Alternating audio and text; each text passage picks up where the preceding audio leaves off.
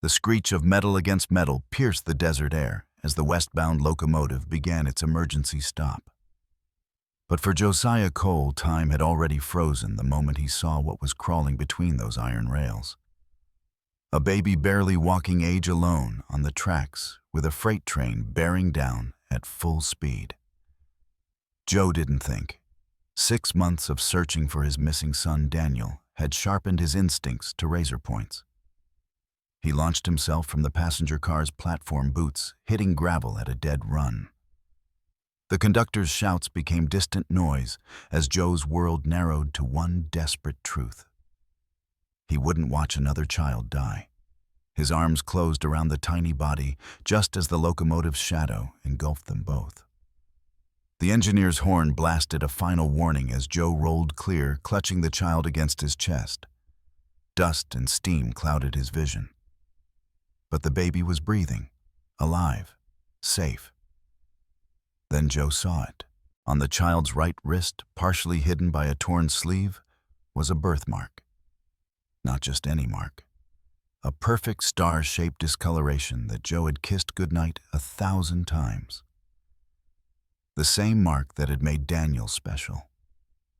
The same mark that haunted Joe's dreams every night for 6 months. His hands trembled as he pushed back the fabric. There it was. Identical in every detail. The star that Abigail had called God's signature on their boy. The star that proved this impossible, miraculous moment was real. Daniel. The name escaped his lips like a prayer. The baby looked up with familiar brown eyes, eyes that belonged to a Cole, eyes that belonged to his son, but something was wrong. The child seemed younger than Daniel should be now. Thinner. And those clothes? They weren't the ones Daniel had been wearing when the raiders took him. These were rags. Like the boy had been living rough for months. Sir, you need to step away from that child. Joe turned to see Conductor Finch approaching with 2 other railroad men. Behind them, passengers were climbing down from the cars, their faces a mixture of curiosity and concern. But it was the woman in the dark traveling dress who caught his attention. She stood apart from the others, watching him with an expression that wasn't surprise. It was recognition. She knew something about this baby, about Daniel. That child belongs to someone. Finch continued, his voice taking on authority. We can't have passengers just taking. This is my son. Joe's voice cut through the noise like a blade. He stood slowly. Daniel clutched protectively in his arms. This is my boy, who was taken from me 6 months ago. The woman in the dark dress took a step forward. When she spoke, her voice carried a weight that made Joe's blood run cold. No, Mr. Cole. That child belongs to me. The words hit Joe like a physical blow. She knew his name. This stranger, this woman he'd never seen before in his life, knew exactly who he was. How do you know my name? Joe's grip tightened on the child, his former sheriff instinct screaming danger. And how do you know about my son? Eleanor.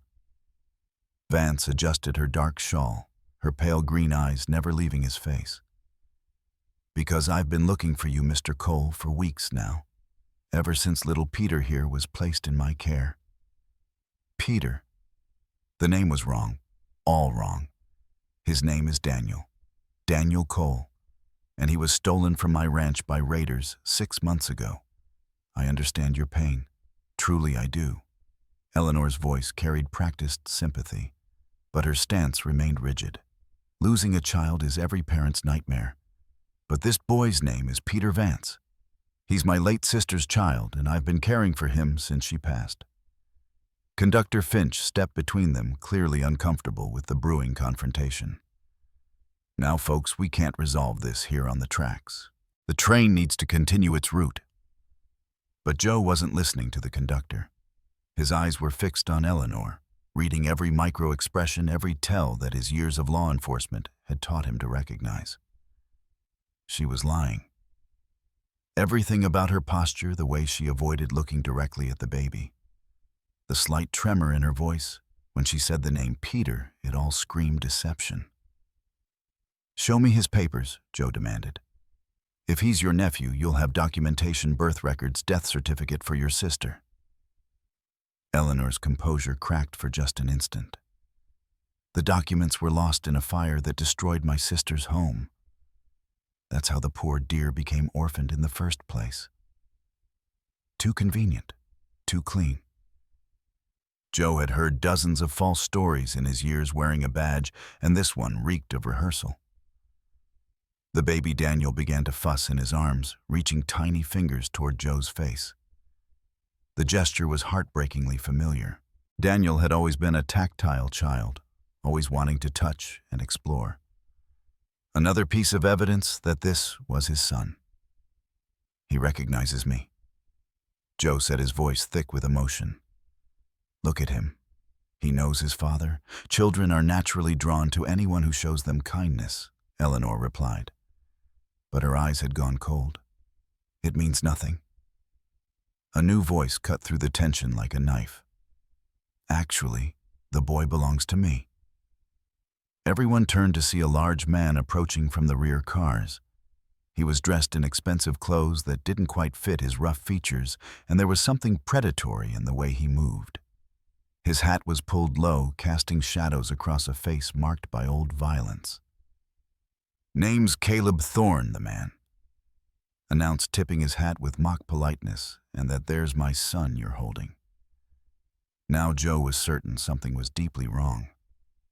3 different people claiming the same child. One of them had to be telling the truth. But his gut told him none of these stories added up.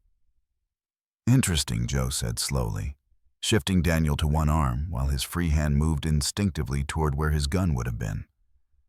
But he was no longer a sheriff, no longer armed. 3 parents for 1 child. That's quite a miracle. Caleb's smile didn't reach his eyes. "Ain't no miracle about it. Friend, just a simple case of theft. That woman there," he pointed at Eleanor, "stole my boy from his crib 3 weeks ago." Eleanor's face went white. "That's a lie. Peter has been with me for months." "Then how do you explain this?" Caleb reached into his vest and pulled out a piece of paper. "Birth certificate. Peter Thorne, born 18 months ago in Tombstone. Mother deceased. Father listed as Caleb Thorne." But Joe noticed something that made his blood freeze. As Caleb had reached for the paper, his coat had fallen open, revealing the butt of a Colt .45. More troubling still was what he glimpsed on the man's wrist. A tattoo that looked like branded cattle marks. The same marks the raiders had carried when they destroyed his ranch. The cattle brand tattoo changed everything. Joe had seen those exact marks burned into the flesh of the raiders who destroyed his life. 3 interconnected circles, the sign of the Crimson Creek gang that had terrorized the territory for years. But he kept his face neutral, his years of sheriff training kicking in. Never show your hand until you're ready to play it. "That's an interesting birth certificate," Joe said calmly, though his heart was pounding. "Mind if I take a closer look?" Caleb's eyes narrowed slightly, but he handed over the document. Joe examined it carefully, noting the crisp edges, the too clean ink, the paper that looked like it had been aged with coffee stains. Fake. Professionally done, but fake nonetheless. "Where exactly in Tombstone was this filed?" Joe asked. "County clerk's office. Where else?" Caleb's voice carried a dangerous edge. "Now I'll be taking my boy back." Eleanor stepped forward, her composure cracking further. "Don't listen to him. He's lying about everything. Peter is my responsibility, my family. I won't let him fall into the hands of a criminal." Criminal Caleb laughed, but the sound was cold as winter wind. That's rich coming from a woman who steals children in the night. The baby in Joe's arms began to cry, sensing the tension radiating from the adults around him. Instinctively, Joe began the gentle bouncing motion that had always calmed Daniel. The crying stopped immediately, replaced by a soft cooing sound. Conductor Finch was growing increasingly agitated. "Folks, I've got a schedule to keep. This train needs to be moving within the hour. I suggest you settle this matter with the local sheriff when we reach Carson's Bluff." "No need for that," Caleb said, his hand drifting toward his gun. "I'll just take what's mine and be on my way." That's when Joe noticed something that made his blood run cold.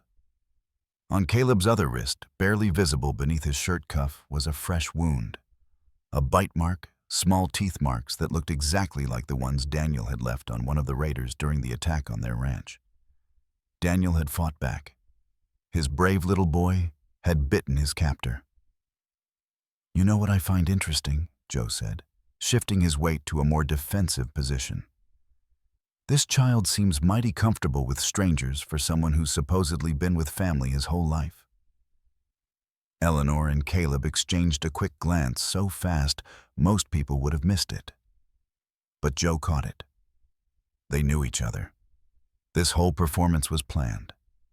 "What are you suggesting?" Eleanor asked. "I'm suggesting," Joe said slowly, "that neither of you are telling the truth, and I'm wondering why two people who claim to hate each other just looked at each other like partners." Caleb's hand moved closer to his weapon. "You're seeing things that ain't there, mister, am I?" Joe turned to address the growing crowd of passengers. Did anyone else see these two exchange looks just now? Several passengers nodded, murmuring among themselves. The atmosphere was shifting, suspicion growing like storm clouds. That's when Eleanor made her mistake. Nervous and exposed, she spoke without thinking. "Caleb, we need to—" She caught herself, but it was too late. "Need to," what Eleanor Joe's voice was deadly quiet. "Need to stick to your story. Need to keep pretending you don't know each other." The game was up and everyone knew it. Caleb's face twisted into something ugly and dangerous. The pretense was over, and his true nature emerged like a snake shedding its skin. "Smart man," he growled, his hand now resting openly on his gun. Too smart for his own good. Eleanor had gone pale as desert bone, her carefully constructed story crumbling around her. "Caleb, you said he wouldn't figure it out. You said—" "Shut up," Caleb snapped. "Just shut your mouth before you make this worse." The passengers began backing away, sensing violence in the air. But Joe stood his ground. Daniel pressed protectively against his chest. Every fiber of his being screamed that this was his son, and he'd die before letting these criminals take him again. "Here's what I think happened," Joe said, his voice carrying the authority of his former badge. 6 months ago, your gang raided my ranch. You killed my wife Abigail and took my son, but keeping a baby while running from the law proved harder than you expected. Caleb's jaw tightened, confirming Joe's theory. "So you found yourself a partner?" Joe continued, looking at Eleanor, "someone respectable looking who could care for the child while you figured out how to profit from him. Maybe you planned to sell him to desperate couples out east. Maybe you were holding him for ransom. But something went wrong." Eleanor's eyes filled with tears, but Joe couldn't tell if they were real or another performance. "You don't understand," she whispered. "It wasn't supposed to happen like this. The baby was supposed to go to a good family, people who could give him a better life than his father." Joe's voice cracked with emotion. "Better than the man who would have died for him. Who has been searching every town, every trail, every godforsaken corner of this territory for 6 months. Daniel reached up and grabbed a fistful of Joe's shirt, making a soft babbling sound. The gesture was so familiar, so perfectly Daniel, that Joe's eyes burned with unshed tears. "We can work this out," Eleanor said desperately. "The child is healthy. He's been well cared for. Surely we can reach some arrangement." "The only arrangement," Joe said coldly, "is you telling me exactly what happened to my wife. Did she suffer? Did you animals give her a quick death, or did you—" "I wasn't there," Eleanor burst out. "I never wanted anyone to die. I just—" I needed the money. My husband is sick, dying, and the doctor said there might be treatments back east if I could afford them. When Caleb approached me about caring for a child temporarily, I thought, "You thought wrong," Caleb snarled. "And now you've ruined everything with your guilty conscience and loose tongue." That's when Joe noticed movement in his peripheral vision. More men were approaching from the rear cars, 3 of them all wearing the hard faces of professional killers, all walking with the coordinated movement of a pack. The Crimson Creek gang hadn't sent just Caleb. They'd sent a small army. "Looks like your friends decided to join the party," Joe observed, his mind racing through options. He was outnumbered 4-1, unarmed, and holding a baby. The odds were impossible. If you were Josiah, what would you do? Fight 4 armed killers while protecting an infant, risking Daniel's life in a shootout, or surrender the child you've searched for, desperately knowing they might disappear forever? Tell me in the comments. I need to know which side you'd choose, because what Joe decided next would determine whether he lived to see another sunrise. Caleb followed his gaze and smiled with vicious satisfaction. "That's right, hero. My boys. And they're not nearly as patient as I am." Conductor Finch, who had been trying to maintain some semblance of order, now looked genuinely terrified. "Gentlemen, please. There are innocent people here, families with children." "Then they better stay out of our way," one of the approaching gunmen called out. Joe's options were shrinking with every passing second. The train was stopped in the middle of nowhere, miles from any law enforcement. The passengers were civilians, unprepared for violence. And Daniel, his precious Daniel, was caught in the middle of it all. But there was something else. Something that had been nagging at the back of his mind since this confrontation began. How had they known he would be on this train? The realization hit Joe like a physical blow. This wasn't a coincidence. They had known he would be on this train, on this route, at this exact time. "Someone told you I'd be here?" he said, his voice deadly quiet. "Someone gave you my travel plans." Caleb's smile widened, showing teeth stained with tobacco. "Smart and observant. No wonder you gave us so much trouble for so long, Sheriff." Ex-Sheriff Joe corrected. But his mind was racing. Only 3 people had known about his travel plans. The hotel clerk in Dustfield, the ticket agent, and... His blood ran cold. Marshall Evans. The one man he'd trusted with his investigation. The man who'd promised to help find Daniel. The man who'd suggested this particular route to Carson's Bluff, claiming there might be leads there. "Evans," he whispered. "Marshall Evans sends his regards." One of the approaching gunmen called out with a laugh. "Says to tell you that some cases ain't worth solving." The betrayal cut deeper than any physical wound. Evans had been feeding information to the gang for months, probably years. Every lead Joe had followed, every tip he'd received, every supposed witness Evans had recommended, all of it had been designed to keep him chasing shadows while the trail grew cold. Eleanor was sobbing now, her composure completely shattered. "I'm sorry," she kept repeating. "I'm so sorry. I never wanted anyone to get hurt." "But people did get hurt," Joe said, his voice hollow with grief and rage. "My wife died because of your greed. My son spent 6 months with strangers because you needed money." "The child was never harmed," Eleanor protested weakly. "I fed him, clothed him, sang to him. I grew to love him like my own." Love Joe's laugh was bitter as desert wind. "You loved him so much you were planning to sell him." Daniel began to fuss again, sensing the emotional turmoil around him. Without thinking, Joe began humming a lullaby, the same one Abigail used to sing, the same one that had always calmed their boy. Daniel's crying stopped immediately, his small body relaxing against his father's chest. The recognition was undeniable. This was his son. Caleb was growing impatient. "Enough talking. Hand over the boy, and maybe we let some of these people live." And if I don't, then we take him anyway. And these nice folks learn what happens when you interfere with Crimson Creek business. The three gunmen had spread out now, creating a kill zone with no escape. Passengers huddled together, parents shielding children, everyone understanding that they were witnessing something that could turn deadly in an instant. But Joe noticed something else. Behind the gunman, barely visible in the shadow of the train car, another figure was moving.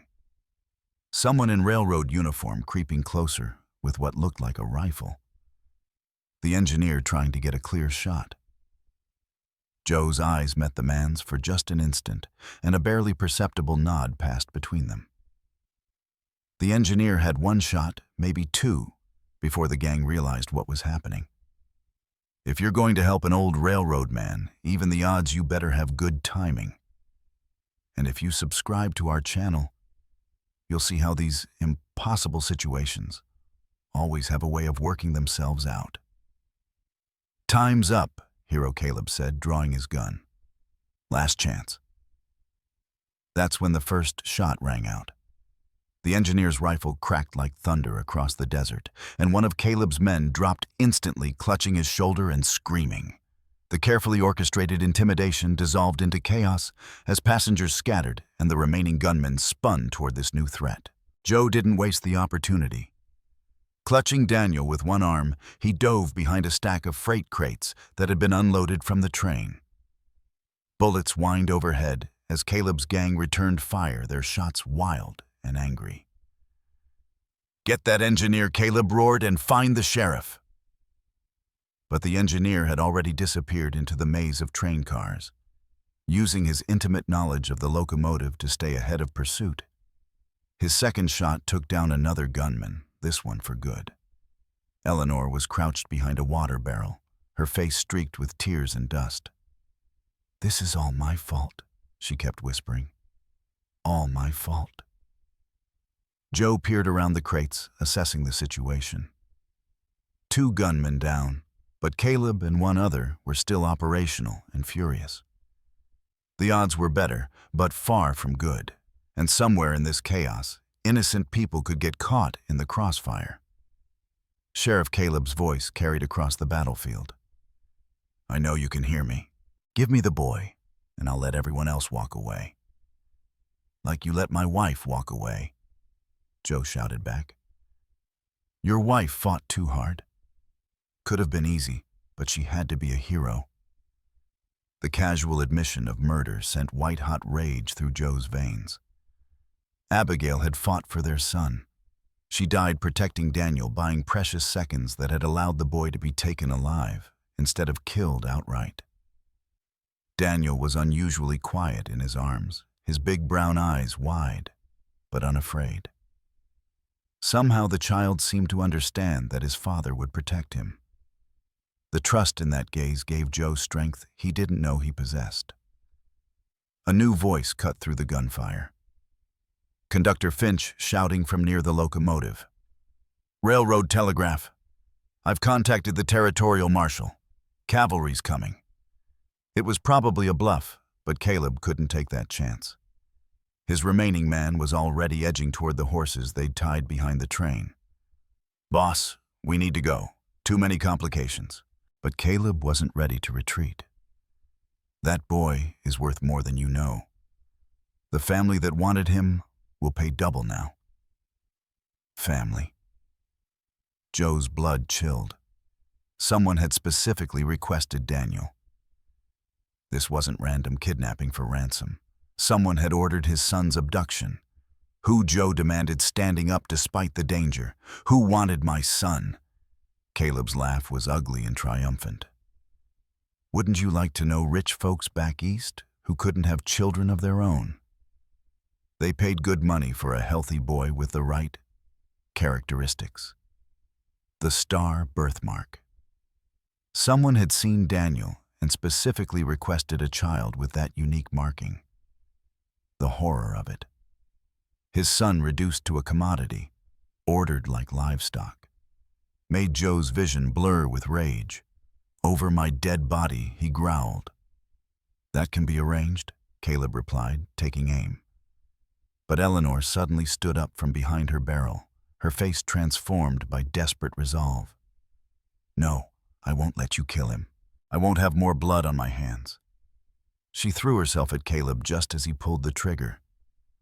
The shot went wide and both of them crashed to the ground in a tangle of limbs and fury. Caleb backhanded her viciously, sending her rolling in the dust. But the distraction was enough. The engineer's third shot took Caleb in the leg, dropping him to one knee. His remaining man finally broke, abandoning his boss and sprinting for the horses. Coward. Caleb screamed after him, but his voice was weakening from blood loss. Joe emerged from cover, Daniel still safe in his arms.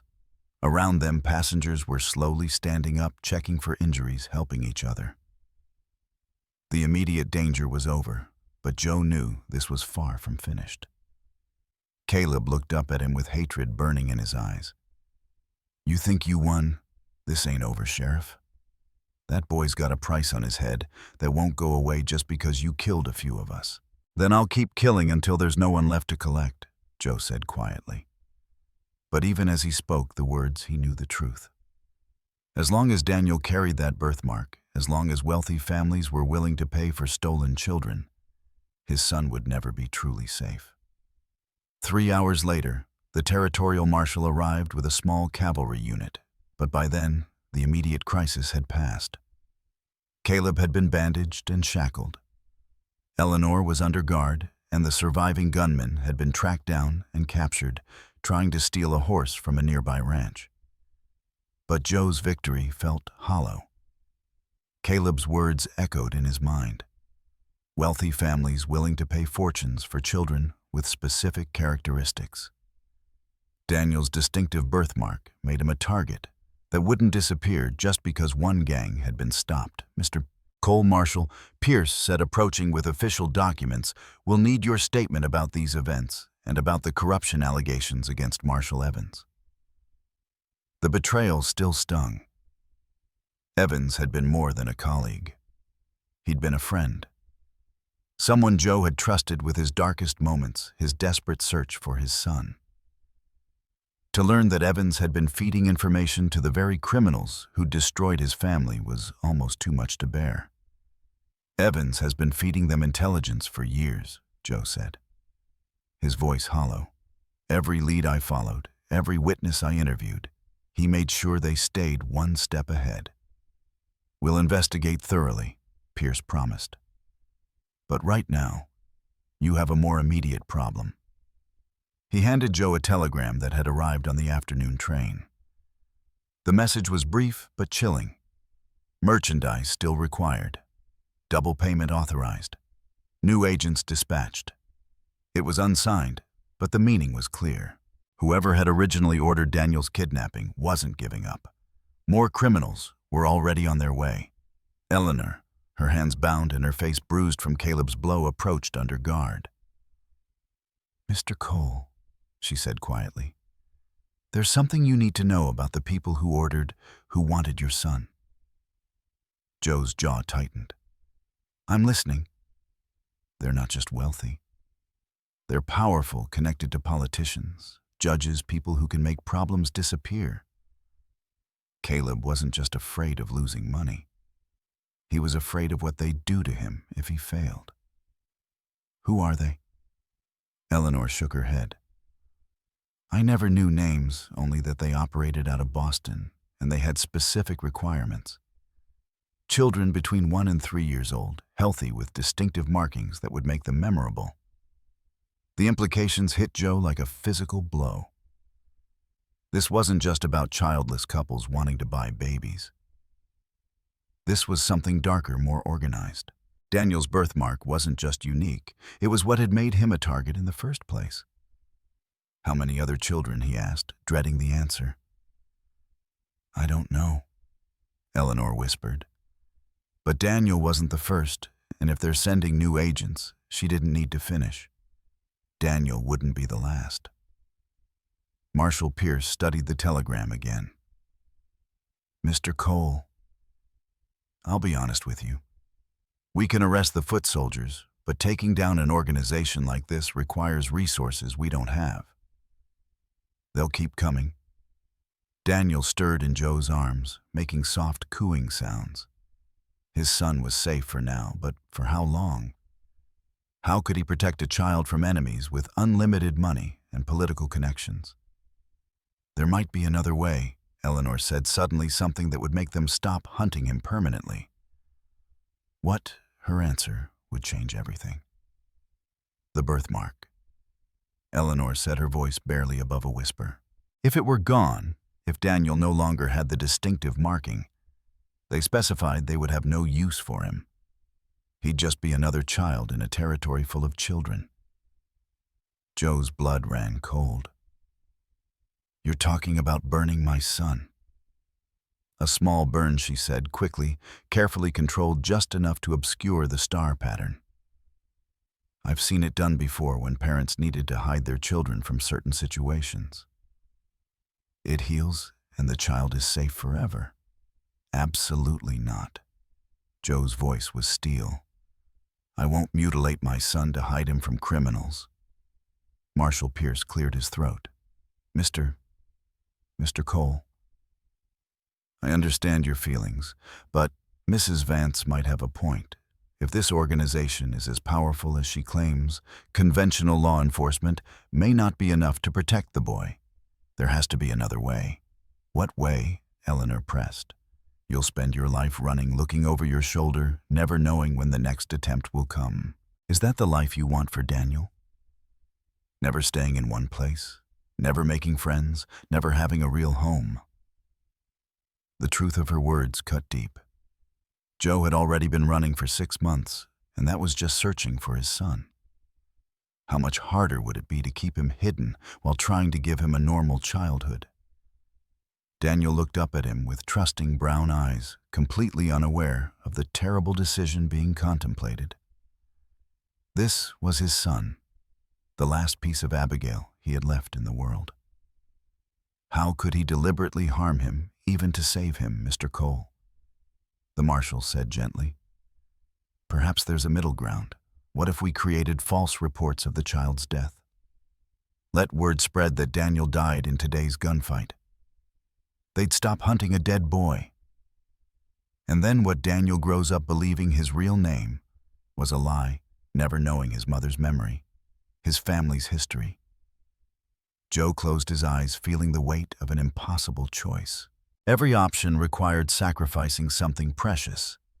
Daniel's body, his identity, or his safety. That's when Daniel himself made the decision.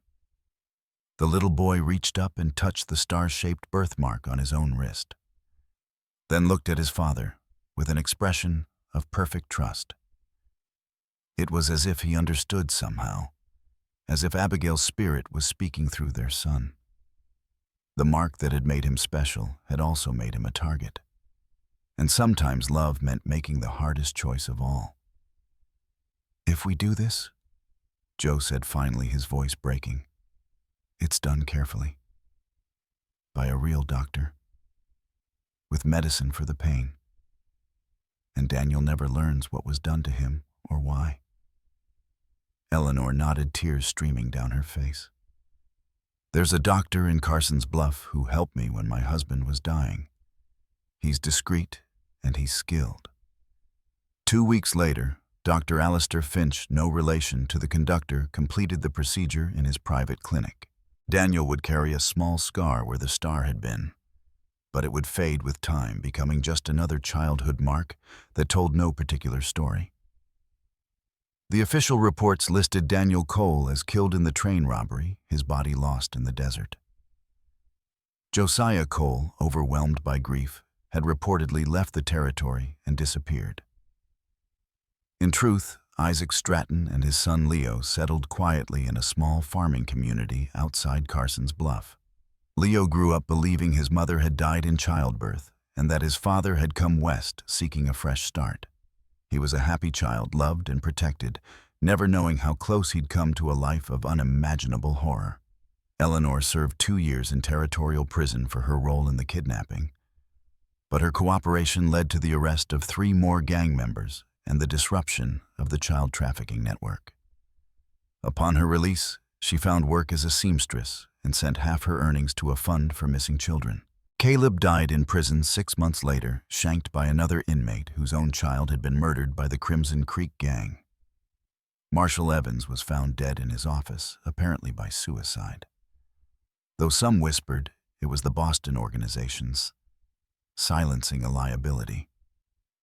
The real Daniel grew up strong and kind, never suspecting that the man who taught him to ride and shoot and read had once been one of the most feared sheriffs in the territory. Joe never remarried, pouring all his love into raising his son and building the quiet life Abigail would have wanted for their family. Sometimes on quiet evenings, Joe would trace the faded scar on Daniel's wrist and remember the perfect star that had once marked him as special. But then he would look at his son's bright smile, hear his laughter echoing across their peaceful land, and know that sometimes the greatest love requires the greatest sacrifice. Daniel was safe, his family was whole again, and that was worth everything. The end. Now click on the video on the screen to hear a story even better than this one. More intense, more profound. The kind that makes your soul pause and your heart race. Click on the video now.